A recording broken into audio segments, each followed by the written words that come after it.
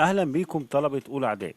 النهاردة هنحل مع بعض أسئلة درس قارة أفريقيا على الموقع والكشوف الجغرافية لمستر عطا زكي شحتو اللي كان منزلها على موقعه الشخصي. أول سؤال عندنا في الخريطة بيقول لنا أمامك خريطة لقارة أفريقيا، اكتب مدلول الأرقام الموقعة عليه.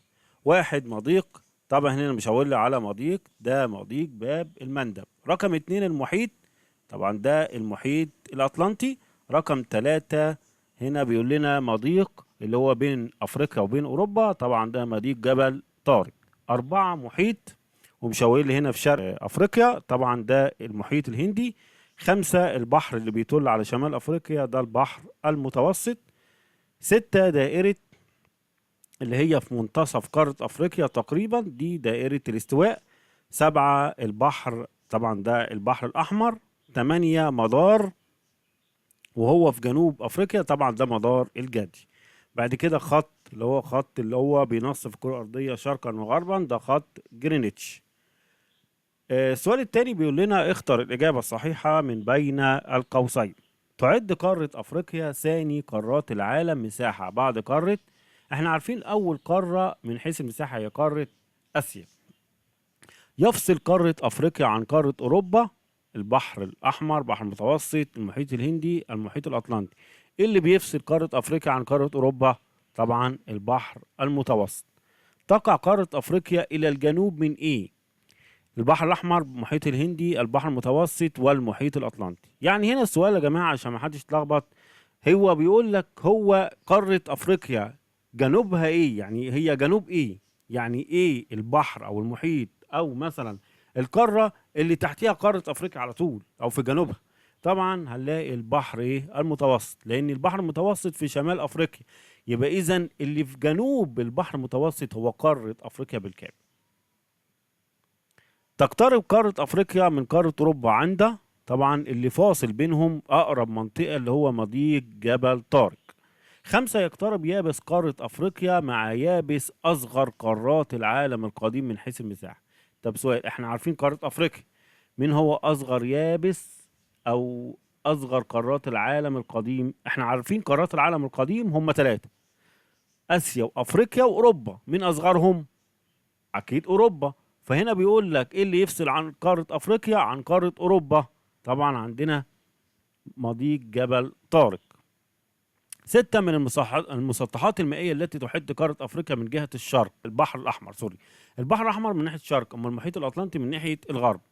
بعد كده يا جماعة بيقول لنا سبعة، يحد المحيط الاطلنطي قارة افريقيا من جهة، يعني المحيط الاطلنطي موجود فين من قارة افريقيا؟ طبعا من جهة الغرب.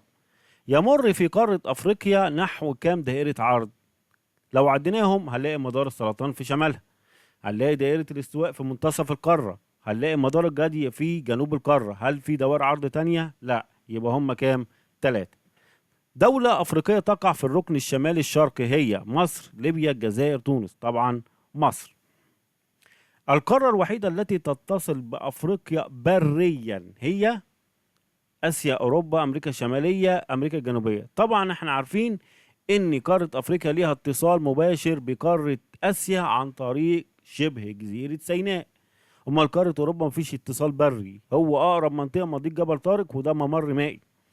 امريكا الشمالية وامريكا الجنوبية اللي بيفصل عن قارة افريقيا المحيط الاطلنطي، وده محيط يعني مسطح مائي.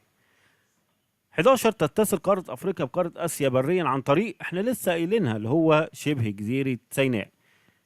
12، انتقلت الحضارات مثل الحضارة الإسلامية من قارة آسيا إلى قارة أفريقيا عبر، طبعا شبه جزيرة سيناء، لأن شبه جزيرة سيناء هي المدخل من قارة آسيا لقارة أفريقيا برية. بدأت رحلة الدوران حول قارة أفريقيا في عهد الملك نخاو ابتداء من إيه؟ يعني الرحلة دي دارت حوالين أفريقيا، بس بدأت منين؟ هل بدأت من البحر المتوسط ولا البحر الأحمر ولا المحيط الهندي ولا المحيط الهادي؟ هي بدأت من البحر الأحمر واتجهت حول المحيط الهندي، وبعد كده لفت مرت بالمحيط الأطلنطي، بعد كده وصلت إلى مضيق جبل طارق ودخلت إلى البحر المتوسط. 14، عادت رحلة الدوران حول قارة أفريقيا إلى مصر في عهد نخاو الثاني عبر، احنا لسه قايلينها، مضيق جبل طارق. بعد كده 15، نشأت حضارة قرطاج في السودان، تونس، مصر، اثيوبيا. احنا عارفين السودان دي حضاره كوش، تونس حضاره قرطاج ودي الاجابه، مصر الحضاره المصريه القديمه، واثيوبيا حضاره اكسوم. نشأت حضاره كوش في، انا لسه قايلها اهو، في السودان. في عهد محمد علي تم رسم خريطه للنيل حتى جنوب السودان. استطاع ابن بطوطة أن يخترق الصحراء الكبرى حتى وصل إلى مدينة مالي. 19 من الدول العربية الأفريقية، دولة عربية بس موجودة في قارة أفريقيا، هل هي دولة جيبوتي ولا نيجيريا ولا موزمبيق ولا تشاد؟ طبعا جيبوتي. تعرضت شعوب القارة الأفريقية للاستعمار من قبل دول قارة، طبعا أوروبا، لأن كل الاستعمار اللي جه في قارة أفريقيا جه من قارة أوروبا. أصغر جزء من اليابس الأفريقي يوجد في النصف الكرة إيه؟ الشرقي ولا الغربي ولا الشمالي ولا الجنوبي؟ طب تعال كده نبصوا كده، لما نلاحظ كده هنا أهو عندنا قارة أفريقيا اللي بيفصلها شمالا وجنوبا هو دائرة الاستواء، هنلاقي إن الجزء الشمالي كبير والجزء الجنوبي هو بيمثل تلت القارة. طب نقسمها شرق وغرب اللي هو خط جرينتش اللي هو رقمه 9 ده، هنلاحظ إن الجزء الشرقي كبير جدا واخد تقريبا تلات أرباع القارة، والجزء الغربي اللي هو الجزء الصغير ده. ولو لاحظنا إن الجزء الغربي ده هو أصغر جزء في قارة أفريقيا بالكامل، فالإجابة هنا عندنا هتكون إيه؟ هتكون الجزء الغربي. تمام؟ طيب، أقصى اتساع لدولة مصر في القارة الأفريقية كان في عهد حاكمها مين؟ طبعا الخديوي إسماعيل، عشان وصلت إلى دائرة الاستواء. 23 كان نهر النيل عاملا مشتركا لظهور حضارتي إيه؟ مصر وقرطاج، أكسوم وقرطاج، ولا كوش ومالي، ولا كوش وأكسوم؟ طبعا احنا ما خدناش حضارة اسمها مالي، فنستبعد رقم 3 على طول. طيب مصر وقرطاج، احنا مصر قامت على نهر النيل فعلا، بس قرطاج قامت بسبب موقعها الجغرافي بين افريقيا سوري وبين اسبانيا على البحر ايه المتوسط، فبالتالي قرطاج دي قامت نتيجة الموقع الجغرافي مش نتيجة نهر النيل، فنستبعد أي اختيارات فيها قرطاج. يبقى هنستبعد رقم 1 وهنستبعد رقم 2، وكده كده احنا كنا مستبعدين رقم 3، فهي هتكون حضارة كوش اللي موجودة اللي اتكونت أو نشأت في شمال السودان، وأكسوم اللي نشأت في أثيوبيا وأريتريا. تمام؟ طيب بعد كده صح وغلط، تعد قارة أفريقيا إحدى قارات العالم الجديد؟ طبعا الإجابة غلط، هي قارات عالم قديم. تقع قارة أفريقيا وسط قارات العالم؟ الإجابة صح. تعد قارة أفريقيا أولى قارات العالم من حيث المساحة؟ طبعا الإجابة غلط، هي قارة آسيا أولى قارات العالم من حيث المساحة. أما أفريقيا المركز الكام؟ الثاني. تمثل قارة أفريقيا 20% من مساحة العالم؟ طبعا الإجابة صح. يفصل المحيط الهادي قارة أفريقيا عن الأمريكتين؟ طبعا ما بيحدش المحيط الهادي قارة أفريقيا نهائي، فبالتالي الإجابة غلط. يفصل البحر المتوسط والمحيط الهندي قارة أفريقيا عن قارة آسيا؟ هل البحر المتوسط والمحيط الهندي يفصل قارة أفريقيا عن قارة آسيا؟ الإجابة غلط، هو البحر الأحمر والمحيط الهندي. يفصل البحر الأحمر بين قارتي أفريقيا وأوروبا؟ احنا قلنا الإجابة غلط، هو بيفصلها عن قارة آسيا. قارة أفريقيا عن قارة آسيا بيفصلها البحر الأحمر. يقع نحو ثلث مساحة قارة أفريقيا في النصف الشمالي من كرة أرضية؟ طبعا الإجابة غلط، هو الثلثين مش الثلث، الثلث ده في النصف الجنوبي. 9 يمر خط جرينتش بأكبر الدول العربية الأفريقية من حيث المساحة؟ هل خط جرينتش بيمر بالجزائر؟ ما هي الجزائر دي أكبر دولة عربية أفريقية. الإجابة صح، ولو رجعت للخريطة هتشوف خط جرينتش فعلا بيمر بدولة الجزائر. 10 تقع مصر في الركن الشمالي الغربي لقارة أفريقيا؟ الإجابة غلط، هي في الركن الشمالي الشرقي. 11 تنقسم قارة أفريقيا إلى دول متساوية في المساحة؟ الإجابة غلط، لأن في دول كبيرة في المساحة وفي دول صغيرة، يعني ما تقارنش مثلا دولة الجزائر بدولة تونس. المسعودي من أوائل الرحالة العرب الذين زاروا قارة أفريقيا؟ الإجابة صح. وصل المصريون القدماء إلى السودان والقرن الأفريقي؟ الإجابة صح. طبعا عارفين القرن الأفريقي اللي هو إيه؟ الصومال وأثيوبيا وجيبوتي. بعد كده بيقول لنا تم الدوران حوالين قارة أفريقيا لأول مرة خلال عصر المصريين القدماء؟ الإجابة صح، في عصر الملك نخاوي الثاني. بدأت محاولات الإنجليز لاكتشاف قارة أفريقيا في القرن ال15 خلال عهد الأمير هنري الملاح؟ لو تلاحظوا كده الإجابة غلط. طب ليه؟ هقول لكم عشان دي محاولات البرتغاليين مش محاولات الإنجليز. 16 تعمل مصر على تدعيم علاقاتها مع دول شعوب قارة أفريقيا. الإجابة صح.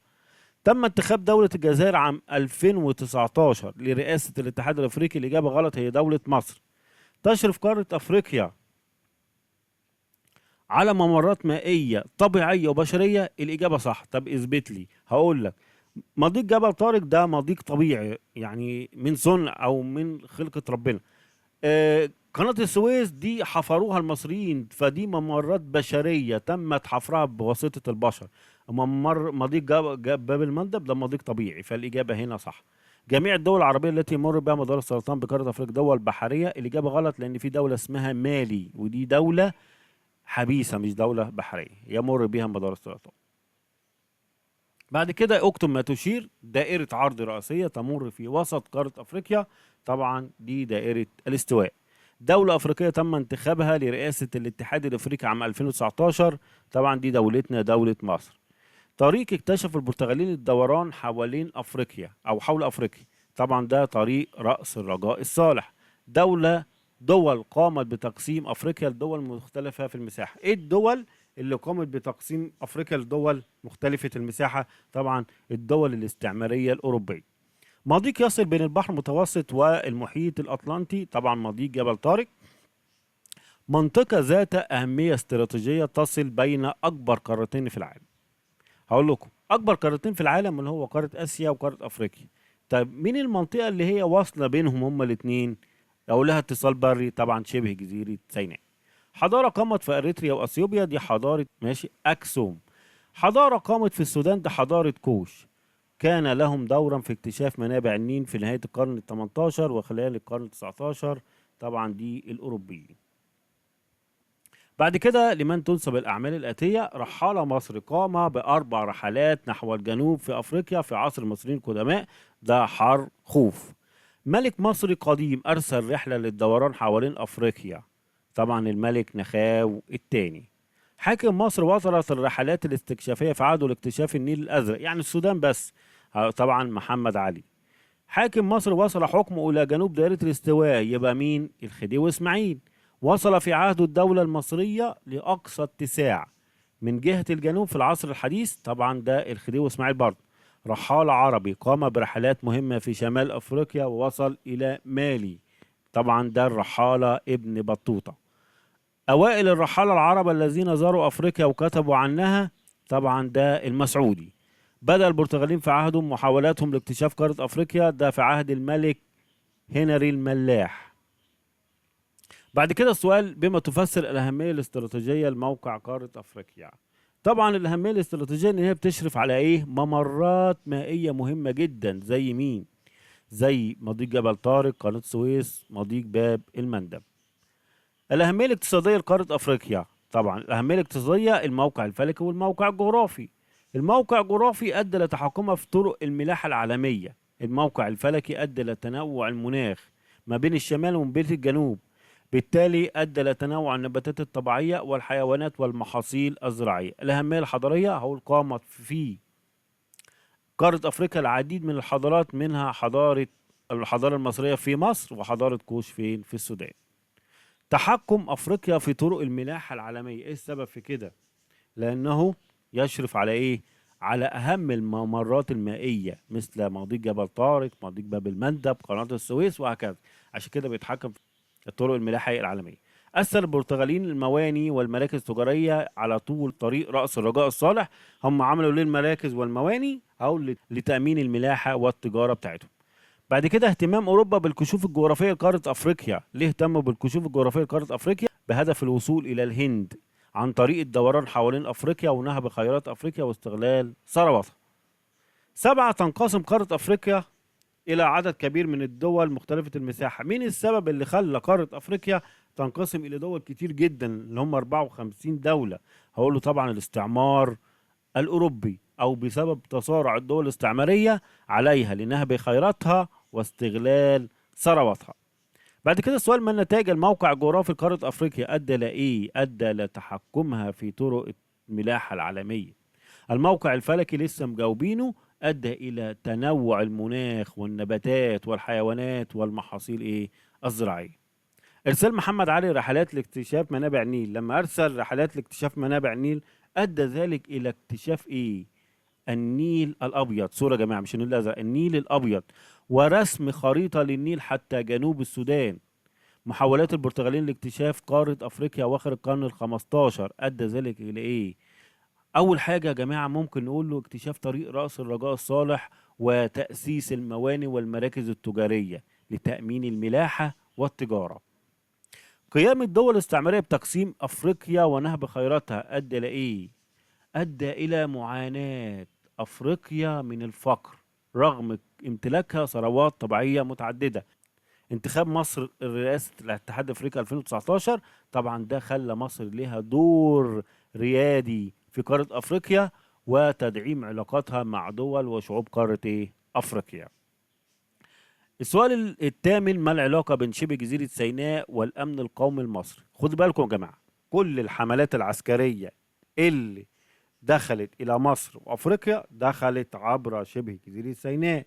معنى كده يبقى الإجابة دخل عن طريق شبه جزيرة سيناء لمصر وأفريقيا العديد من الحملات العسكرية، وبالتالي الحفاظ على أمن شبه جزيرة سيناء ضروري للحفاظ على الأمن القومي المصري والأفريقي. محمد علي ومنابع النيل. طبعا محمد علي ارسل بقى ايه؟ رحلات استكشافيه الى نهر النيل، واكتشف كمان النيل ايه؟ الابيض، ورسم خريطه لنهر النيل. معنى كده ارسل محمد علي رحلات لاستكشاف منابع النيل 1839، وانتهت باكتشاف النيل الابيض ورسم خريطه للنيل حتى جنوب السودان. ثلاثة، العرب والبرتغاليين في الكشوف الجغرافية لقارة أفريقيا. طبعا الفضل الكبير اللي خلى البرتغاليين يكتشفوا قارة أفريقيا هم العرب، نتيجة ان هم الكتابات بتاعتهم اللي كتبوها عن الاستكشافات اللي تم الوصول إليها. عشان كده كان ليهم فضل كبير في كشوف الجغرافية للبرتغاليين في قارة أفريقيا. هقول له كده، استفاد البرتغاليين من كتابات العرب عن قارة أفريقيا واكتشاف طريق رأس الرجاء الصالح. ما المقصود بالحضارة؟ يعني ايه حضارة؟ الحضارة هي مجموعة الإنتاج الثقافي مثل العادات والتقاليد، العلوم، الفنون، الفهم، الإنتاج المادي مثل القلاع والمباني والقصور، وهو ما يميز مجتمعنا عن غيره. كل حاجة الإنسان ابتكرها، الإنسان أبدع فيها، دي اسمها حضارة. دي اسمها حضارة، سواء بقى في العادات والتقاليد، سواء في العلوم المختلفة، سواء في الفنون أو الإنتاج المادي يعني الحاجات المبنية زي القلاع والمباني والقصور. كل ده اسمه حضارة. وبكده يا جماعة يكون انتهينا من حل أسئلة درس قارة أفريقيا الموقع والكشوف الجغرافية لمستر أسازاكي شحتو. وبتمنى لكم ان يكون الفيديو ده فاد الجميع. ولو عجبك الفيديو اعمل اشتراك في القناة وفعل زر الجرس علشان يوصل لك كل جديد. شكرا ليكم، واستنوني في فيديوهات جديدة ان شاء الله.